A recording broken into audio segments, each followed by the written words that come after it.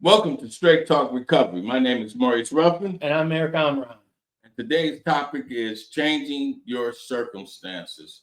I chose this topic because I talked to a friend of mine, and he's in a situation that's transitioning into a current situation and to better that. And he said to me, because I'm in this situation, I don't have to stay here. Right. He said, I'm trying to change my circumstances.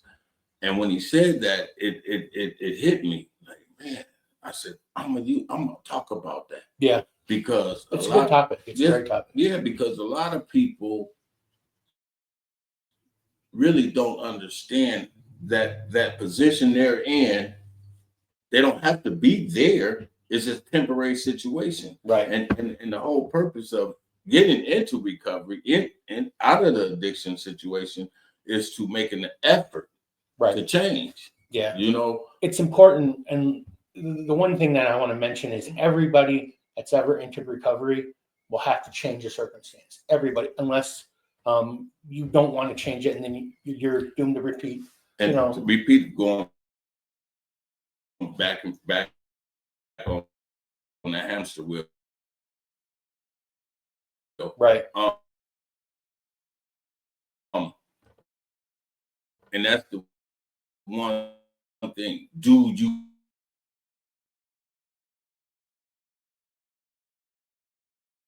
Volunteer is someone that is going through strife and has another option, chooses to go through those hard times. I say, and I agree with you wholeheartedly with that. What I see a lot, and I'm gonna say, I wanted to change. Right. I wanted to better myself. I knew I deserved better than what I was giving myself. Right. No one will ever change anything. Recovery sometimes is what you in. Mm-hmm. You don't like the living conditions. You don't like the lifestyle. Right. But you're not willing to give in. So I feel like there's many reasons, shame and guilt. Like we don't want to tell our parents, like, and I'm speaking for myself. Like my mom and dad didn't know at all that I was using, right? I hid it from them. They knew something was wrong, but they had no idea what it was, right? And I didn't want to tell them because I was tired of being a disappointment to them. I was tired of being told, wake up, shape up, whatever it is, just get through it and get back. And it was just like, it was a constant mental battle to where it seemed like a big ass mountain to change the circumstances, And kind of similar, but a little different for me because my mom worked in the field. She was a peer recovery coach. I remember you telling me that. Yeah. Cool. And I didn't even know until 2 years later that she was a peer recovery coach. She knew the struggle, but I never came out, and being honest with her, like, hey, mom, I'm using drugs, I'm struggling. I always felt that she knew, which she knew, but at the same time, me coming forward and being honest, and that's kind of hard when someone has to tell their parent, right? Hey, I'm addicted to something. Like I feel like the reason why that's so tough is because like we can't even admit to ourselves that we have a problem. So how can we admit it to somebody else if we haven't come to terms with the fact that I'm sick, I have a disease? Yeah. Understanding that it is a disease. Sure. And I say this a lot, when you look in the mirror, that person you see, how truly honest can you be with that person? Yeah. I hated that. I could not, like I would shave in the dark. I couldn't stand looking at myself in the mirror. Like it was just a constant battle of body image. Do I look like I'm dope sick? Do I, it's the look, knowing that your appearance disgusted you, and this is not me, right? And I would say being in an addiction, it does transform you, Yes. you know, mentally, physically, emotionally. But You know. if you can dial it in the right way, you're going to transform into somebody you never thought you'd become, which is, you know, And that's scary for some people. yeah. That is scary for, and I see that a lot where People are afraid of success. afraid of success. And I was like that though. Yeah. I didn't want to. I wanted it, but didn't really have the know-how personally Right. to push myself to that level. Now it's like the more and more I get into just my recovery, learning how to live life on life terms, accepting certain situations in life, you know, and I just deal with it. I feel like you just touched on two things that are very hard for someone with a late addiction to deal with, and that's coming to terms with the fact that you're addicted to something, and what can I do to help myself out of the situation? Because, like, when I told my mom that I was using, I went to her and I said, "Listen, I need $20." And she goes, "For what?" I go, "I need gas to Gaylord." She said, "Why?" And I finally was able to tell her, and her reaction wasn't what I had thought it would be, right? Like in my head, I thought we were going to be yelling, screaming at each other, "Eric, you're a loser," kind of thing. But she was happy to know that there was something wrong and that it is now diagnosed as this. Right.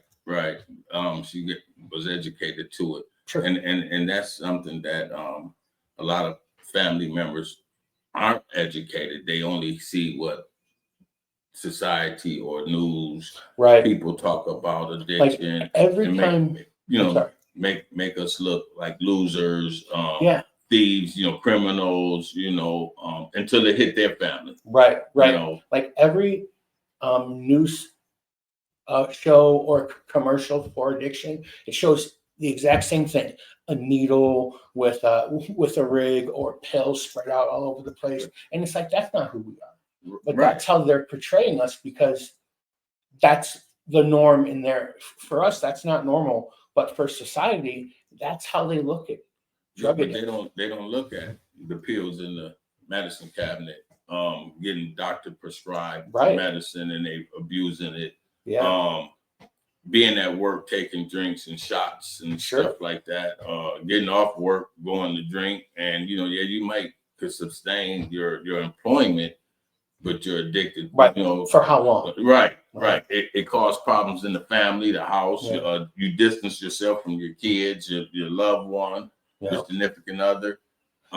Changing your people, places, and things are very vital because you want a fresh start, but if you keep hanging with the old crowd, they'll never get a fresh start. You know? Yeah, and I went to Petoskey yesterday, and someone shared, and it was so touching, man, because this person broke down and said, "What do I do? Because this person is my friend, accept me for whatever reason, the best of me, the worst of me, pushes me." But this person had addiction. She had an addiction. She has cleaned herself up, and he's I don't want to say he was forcefully because he was incarcerated or whatever, but his circumstances had to be. He was in jail, and but he went through a sober living thing in the county. But he's getting out, going to a sober living house. Good. But she's afraid because he hasn't got the treatment like she got the treatment. Went through a program. You know what I'm saying? Like when we're in jail. That's the only time I used to get clean. You know, but at the same time, I didn't pick up no information on recovery. Right. You know, they didn't offer very much either. Well, they have like people come in from AA or NA or a spiritual thing, but it wasn't enough. Right. When you're in jail and you're not doing drugs, you're not in recovery. You're just not doing your substance because like there are underlying things that have to be addressed to actually help you understand, like, why did I use? Like, what was it about my life that was so unmanageable? That I had to pick something up Exactly. to cope with it. Yeah. And so, you know, she broke down. This person broke down, and cried because she said,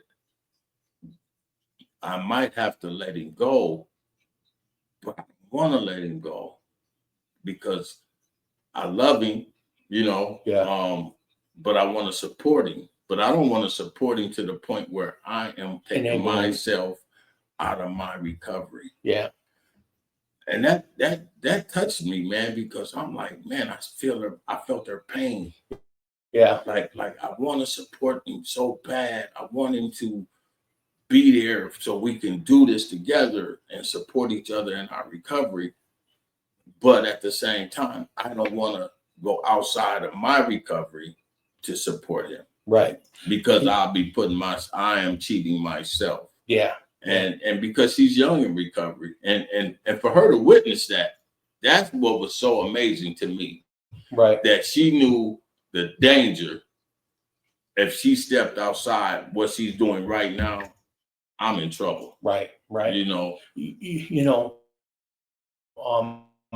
I have this buddy of mine. I mean, he's more like a brother. His name is John Moga.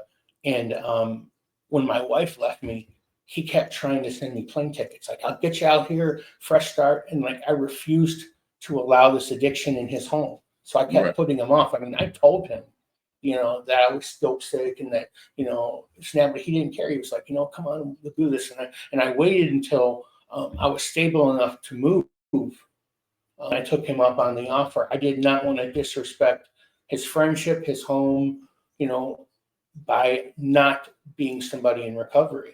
So now he appreciates more the fact, you know, he's someone that can use and not get addicted to anything. Like, he's one of the 25%, right? Right. So probably less than that. Yeah. Probably So, less than that. Well, when I moved in with him, I explained to him what it was like, you know, and moving with John was changing my people, places, and things. Okay. Because I'd been to Arizona before. Right. I had no idea where I was going to work. I had no idea what it was. I just knew that it was going to be a fresh start, and that's what I was craving, was a fresh start.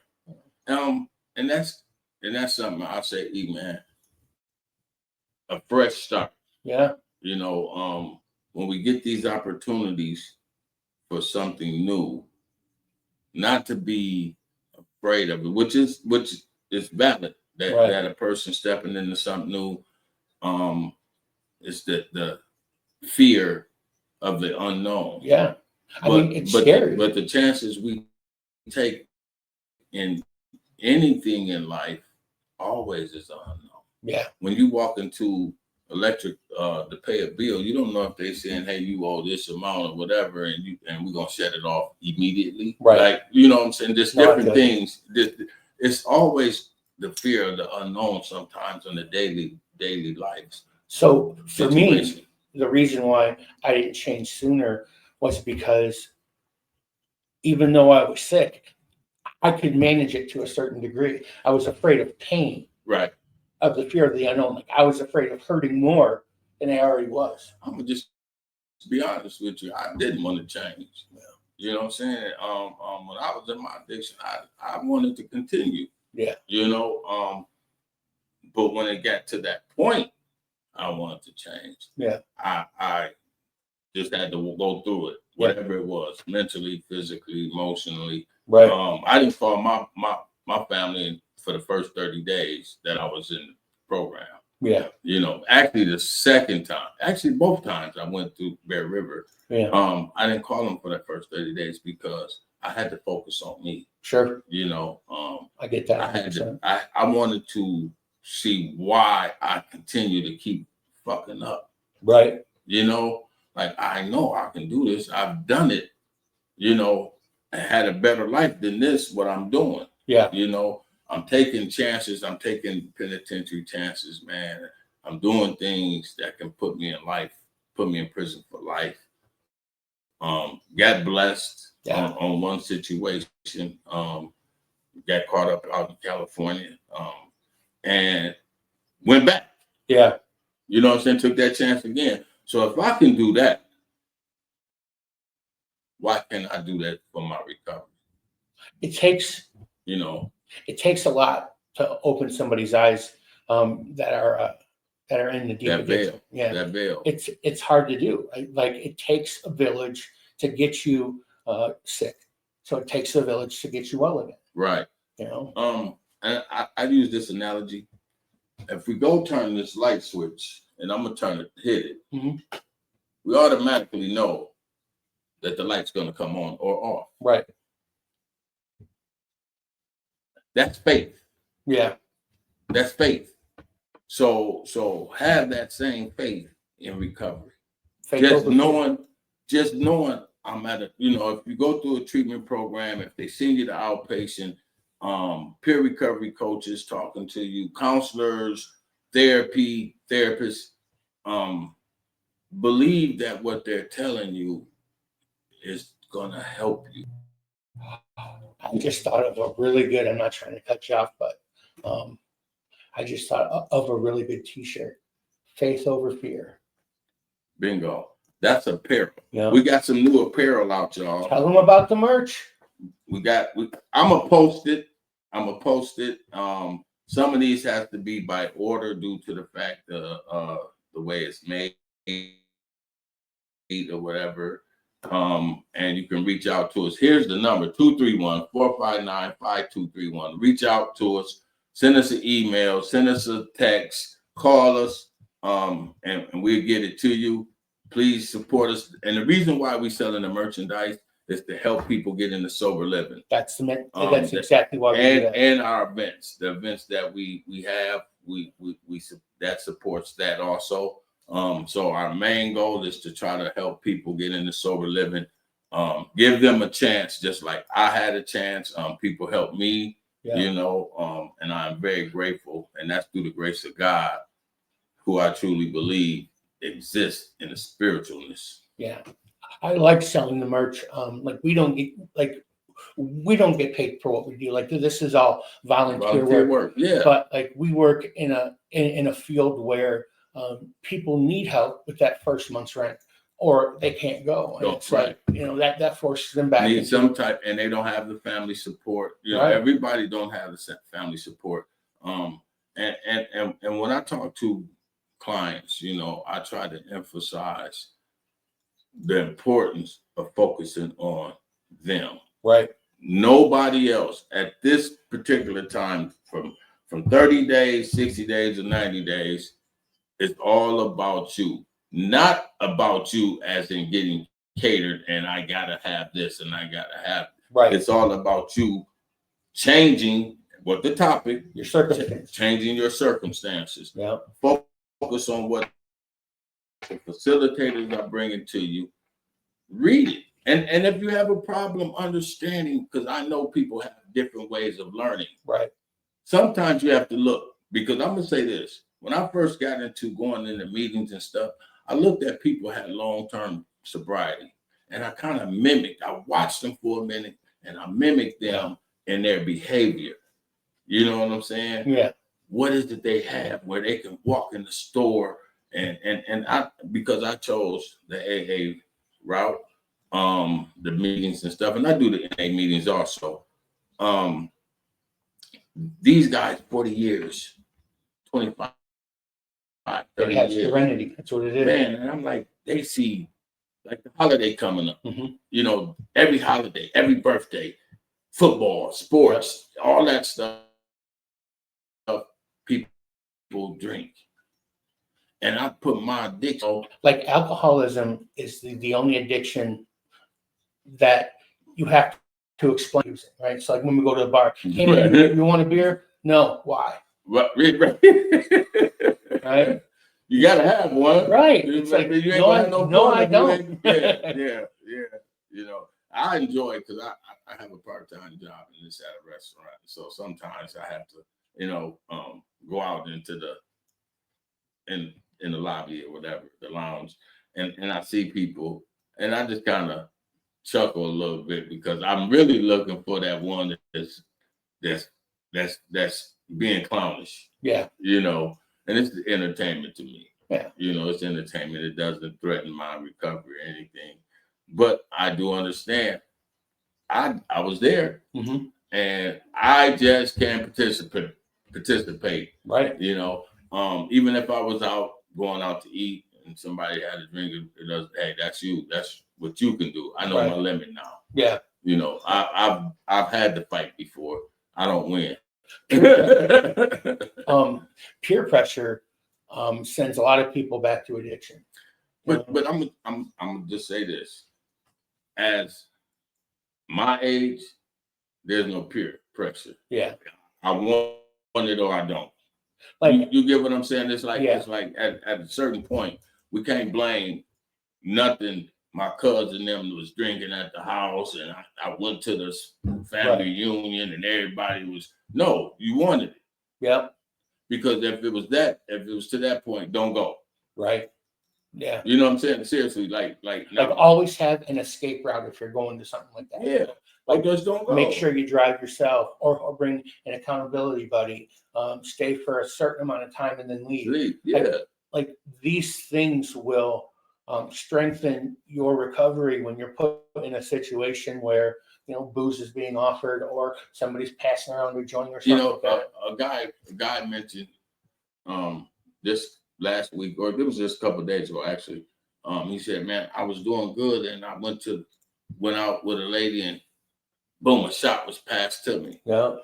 And I looked at him like, "Well, you didn't have to grab it." You know, but then that was my response. It was my response. It's a disease, though. Yeah, that's my response would have been like, I wouldn't know, I'm good. Right. But and I can't really speak on his recovery and his strength in his recovery. So yeah. But it happens. But my thing is, don't put yourself, don't go. Right. Like don't go. It's always good to avoid situations that you might be tempted on drinking or using drugs, you know, and that brings us full circle back to our topic, you know, changing your circumstances, right? It's also changing your mindset. That's a part of it. Yes.